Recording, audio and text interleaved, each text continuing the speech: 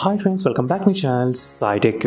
In this video I'm going to talk about bloatware and the pre-installed applications in the Realme GT Neo 3 after initial unboxing.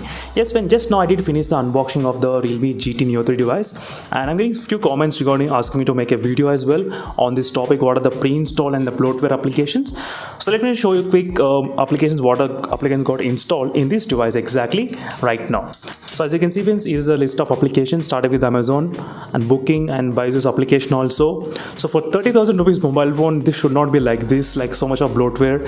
And Daily Ant application is also there, and Josh application, LinkedIn, Moz, oh my god, Phone Pay, Snapchat, Soloop. So many bloatware applications are there in this Realme GT Neo 3 device. Obviously you can definitely uninstall them individually, that's not a big problem, but this much of bloatware definitely not good for this 30,000 rupees premium end mobile phone. That's what it is.